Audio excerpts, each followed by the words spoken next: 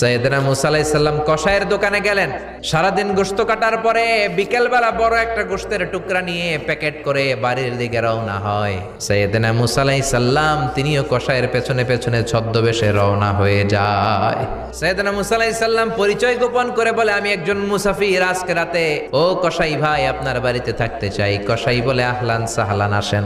পাশের ঘরে যে কসাই মাচার উপর থেকে বৃদ্ধা একটা নারীকে নামিয়ে নিজ হাতে গোসল করে টাওয়াল দিয়ে গা মুছে গোশত রান্না করে রুটি বানিয়ে রুটি আর গোশত এই বৃদ্ধা মহিলার মুখের মধ্যে তুলে দেয়। কসাই বলে, আমার মা প্রতিদিন রাতে খুশি হয়ে একটা পাগলা দোয়া করে। সাইয়েদনা মুসা বললেন, কি দোয়া?